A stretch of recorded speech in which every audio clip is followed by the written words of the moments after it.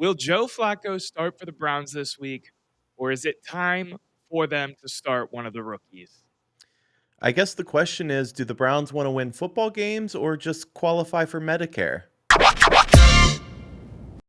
We're talking Browns football still, coming off that electrifying win. If you can't tell, we're probably not high on Joe Flacco, though, because he's not the one that went out and won it for us. But we're going to react to some media clips today. Yeah, we are. Media just went wild in general as soon as the Browns won this game, whether it be talking about the quarterback situation and what this team should do moving forward, whether it be play Flacco, start one of the rookies. We got a really good one from one Neon Deion Sanders coming up here in a little bit. But first, let's kick it to the local media, right? Yeah, so we play them often, but Adam the Bull had this to say about Joe Flacco. This is just silly. Dylan Gabriel, sorry, Mike, to cut you off. No, Dylan Gabriel should be playing. This is silly. I don't care what any of the Browns beat reporters say anymore. Even Zach, I love him, and he's going to tell me again this week, and Jason's probably going to say again this week that he should. Joe Flacco, it's unfortunate, but he is not good at football. We all know this. He's not good at football. Let's just say he's old. He had 8 seconds where he was good in 2023. Besides that, he's been bad for a decade, and it's enough. It's enough. We can't watch. Almost every throw he makes is bad. He can't move. He's old. He's not accurate anymore. He's not. He's throwing balls. Even in the first week when people were lauding his performance, I said he wasn't accurate. And I was right. So that's Adam the Bull giving his opinion on Joe Flacco. Can't say that I disagree, but before we give our take, Noah, and react to that, I want you to play the opposite take, which was on 92-3 this morning. I don't think that Dylan Gabriel, if you would have brought him out there in that game, would have given us a better chance. The only thing I think I'm flirting with is having meaning to the season. What's it all mean? Am I evaluating the kiddos or am I not evaluating the kiddos? Are we wasting time? But when it came to that, it's like, if we're not going to win games, we might as well evaluate the kids.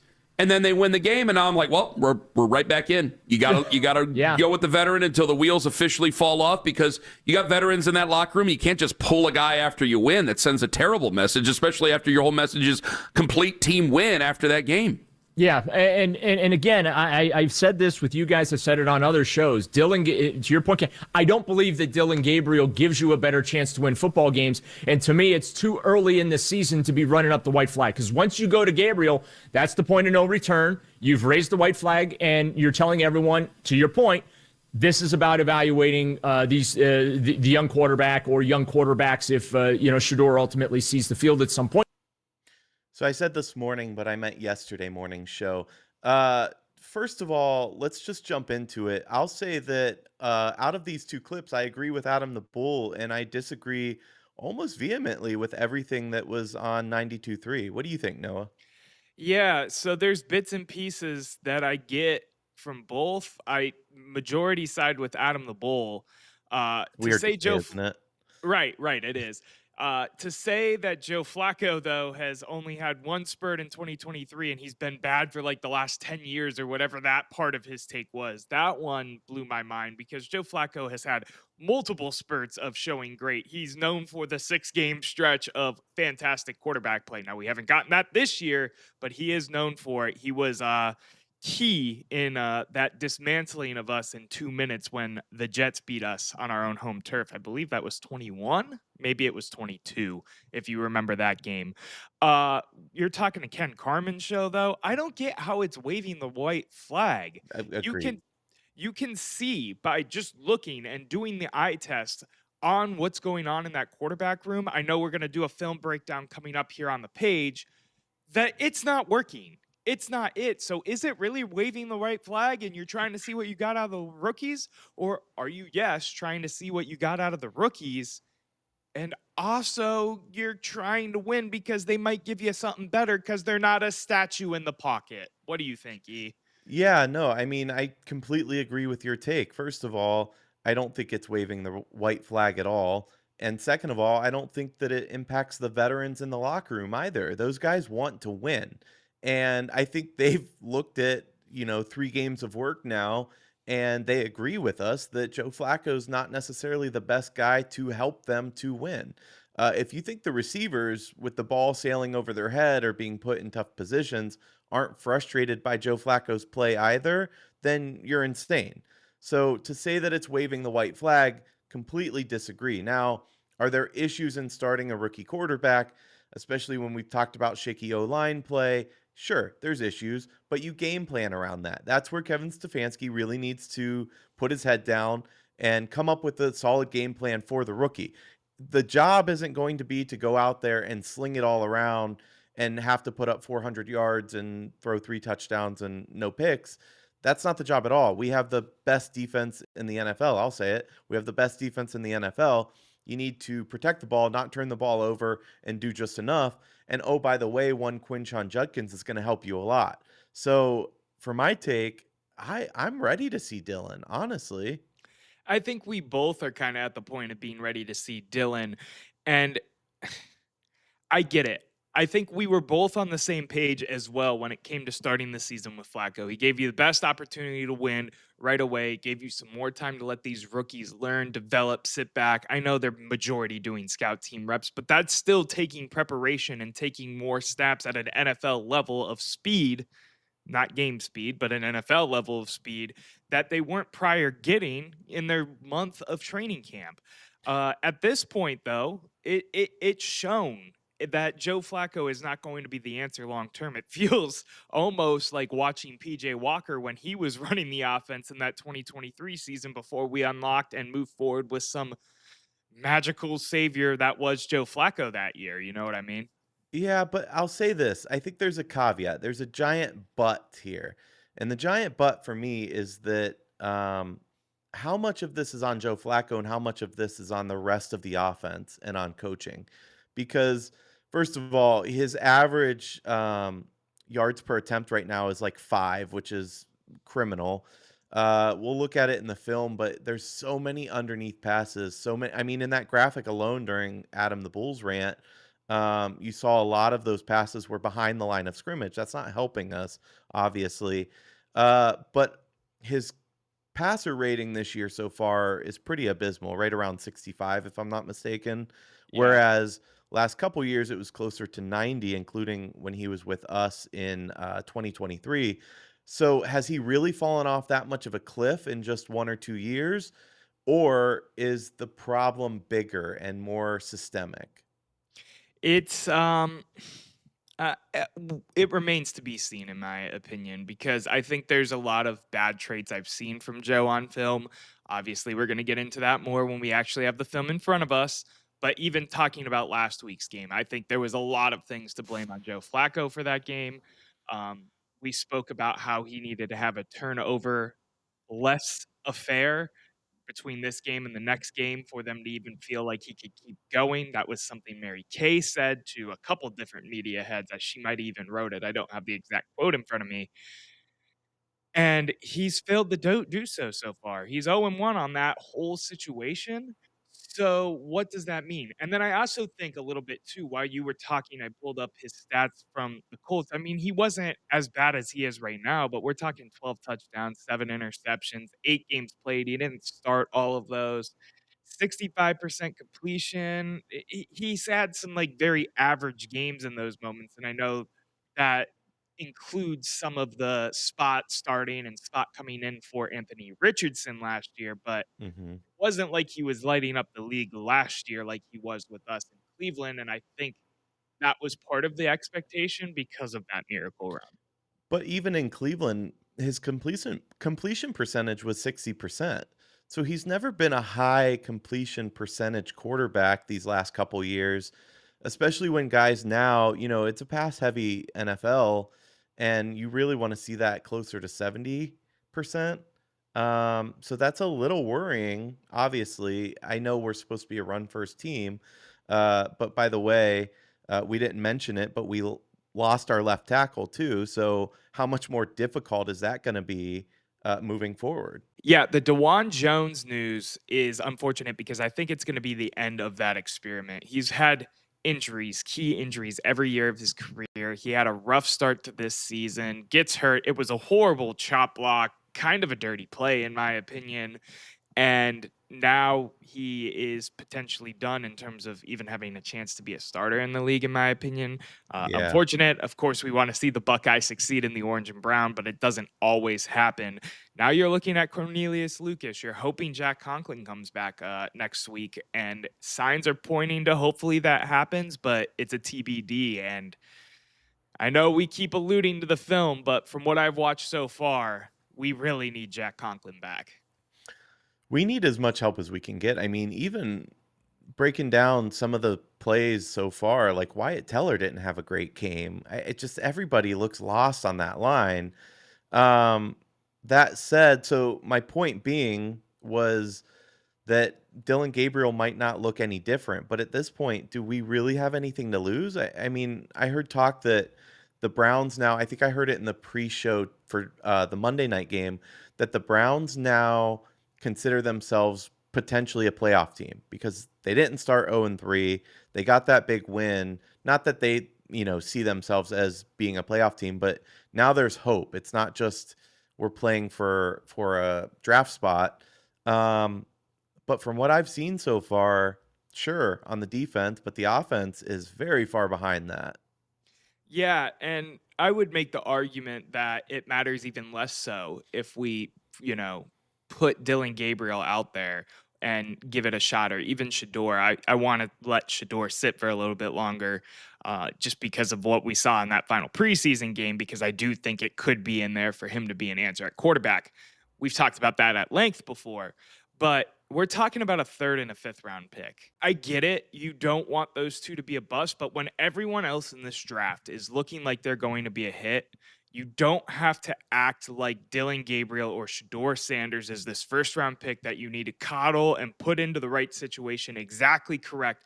If we put Dylan Gabriel in and he stinks it up for 2 games, we can go back to Joe Flacco. It's not like we're worried about ruining our first round number 1 overall pick rookie quarterback's confidence, like what we saw with Bryce Young potentially last year. Obviously, he's bounced back from that, used it as a chip on his shoulder, but that was a concern of that move. You get what I'm saying?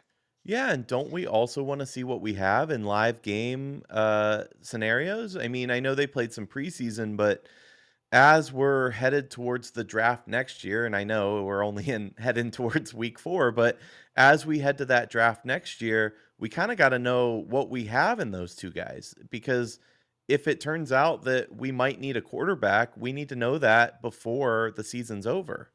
Well, I'll give you some pushback on that, because think of how many times we've seen a quarterback play in a season and not do good and then do good or whatnot. I don't think you're ever going to get the true full blown read on either of these guys in just 1 year.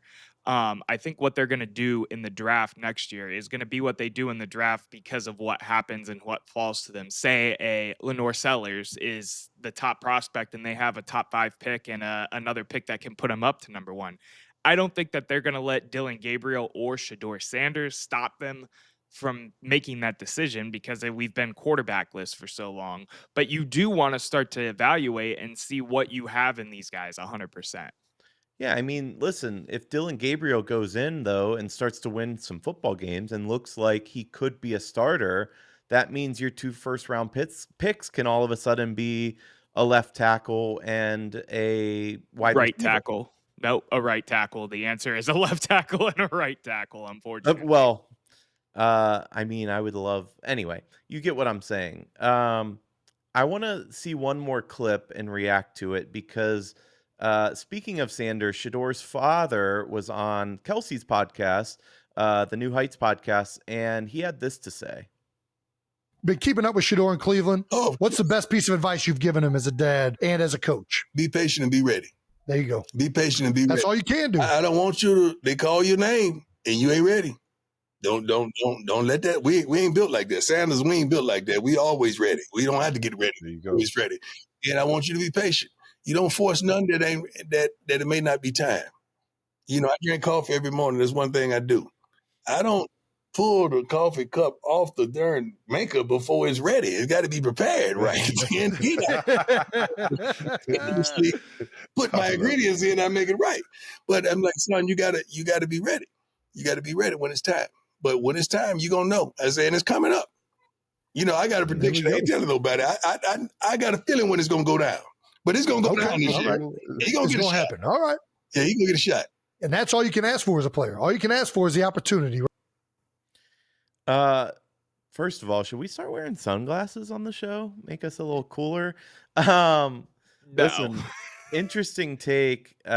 He also would go on to say that you don't learn anything by being on the bench, which is funny. But he thinks, or it sure sounds like he thinks, he didn't say, but that Shedeur's he's gonna have a shot. That's what he said, his verbatim words. Yeah, I mean, I think we all think Shedeur is going to get a shot at this at some point, barring some, fascinating run that happens with this team.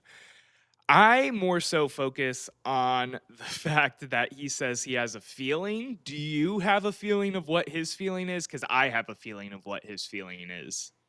Are you talking like any kind of scenario, like he's traded sort of thing? No, well, no, because What's I your think feeling?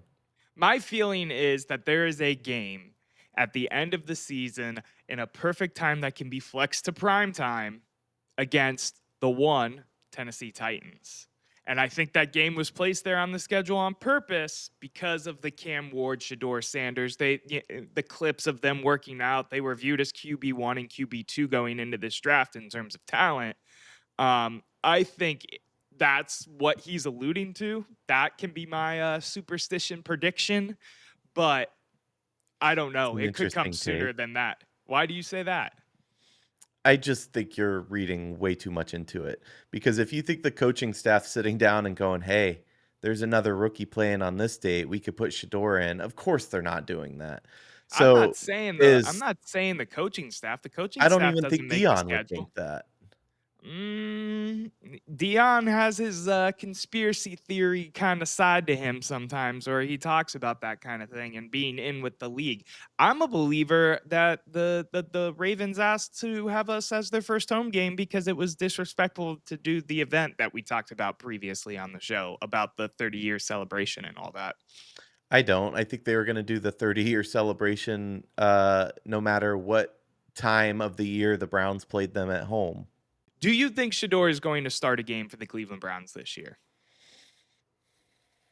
I'm so conflicted because it depends on so much. My gut says yes, but I hope I'm wrong because I hope either we keep winning or if we put in Dylan, I hope that he's good and we don't need to turn to Shedeur. Will we see him? Yes, I think we'll definitely see him in live action football, but to make the start, a lot's got to go his way, frankly. I think we'll see him 100%. The biggest thing for me with Dillon Gabriel, despite the positives, the negatives, the yays, the nays, whatever that we have seen with him thus far, is the size is still so much of a concern for me. Not only because he can't see in the pocket from what I've seen as well, and he has a great way of framing and getting through those types of difficulties, but when you are a smaller bodied player in the NFL, it is just that easy to get hurt. And I'm afraid that even if Dylan balls out, even if he looks like he could be bare minimum a bridge for us and we don't have to worry about using 2 first-round picks next year on a quarterback and we can continue to fortify this offense, he's going to get hurt and then we have to move forward with Deion Sanders. And that could be a positive or a negative in itself as well. Yeah, well, Joe Flacco's 6'6", and he can't see either. I don't think it's because of his height, but he's having trouble seeing some wide open guys. Listen, I get what you're saying, but I don't think worrying about the size of a guy or the potential for injury because of the size of the guy makes a lot of sense. I think you go on the body of work. If he can go out there and prove, I mean, he looked really good in the instances that we saw him. But that's not my point, Eric. My point is I think we see Shedeur because I do not have faith in Dillon Gabriel's ability to stay healthy consistently through the whole, whether he plays from Detroit this weekend on or the Vikings the next But based weekend. on size, and I'm saying I I don't agree with that. Why? Because there's been plenty of small guys that have stayed healthy in the NFL. I mean, Russell Wilson's a pretty good example. In his prime, he's as small as they get. So it's not dependent on size and how tough you are, too. Whether you're 6'6" or you're 6 foot even doesn't really change your potential to get hurt, frankly. Um, you're talking about a smaller frame. That's all I'm saying. I think it's a valid concern to have. And again, if I'm going to point to why I think there's going to be a good shot for Shedeur to play, even if Dylan Gabriel plays well, that's my reasoning for it. Yeah, I mean, it's an interesting conundrum though for coaching. We talked about Stefanski already naming Flacco the starter for week 4. Uh, I don't get it necessarily. I mean, I do and I don't. You want to stick with the veteran, you just won a game. It's good enough, right? That's what we're feeling right now. It's good enough. It got us the win. It should have got us the win in week 1. We'd be sitting 2-1 and having kind of a different conversation, but he hasn't looked good in any of the 3 games. Yeah, and this brings us a full circle to what we were talking about before, and then of course this Deion clip. It's the coaching staff does it. You said it best. It's a conundrum because you have 3 quarterbacks on here. Each of them could probably vie for playing time at this point, and you have a Super Bowl caliber defense. Just a defense, only a defense. Let me be very clear when I make that take. Maybe a kicker too, but go on. Well, I'm not all the way up on that roller coaster yet. Did you But know that was the longest walk-off kick in Cleveland Browns history? yes, I did. They said it on the broadcast, I believe. If not, it came out right after. What was I at? Basically, this is the most interesting of all interesting seasons for me because the offense looks so bad. The defense looks so good. You have 3 quarterbacks that probably deserve to take a snap on this field at some point, and we're still pulling hairs into week 4 trying to figure out when that's exactly going to happen. Yeah, I don't know. I think the energy matters. I think we're gonna get more energy out of a rookie. I mean, Joe Flacco runs the 40-yard dash in about 40 seconds. So I just, you know what I mean? Like you talked Yeah. about him being a statue in the pocket. Could it be much worse putting Gabriel out there? I don't think it could. No, neither do I. I think we're in lockstep with that one, man. That it's time to move forward and not backward in time and in pocket drift because one can actually step up in the pocket and maybe scramble for a couple yards. You know what I mean? Yeah, Joe Flacco, I have one last joke. He's like that old flip phone that's in your drawer. Does it still technically work? Sure, but do you want to use it? No.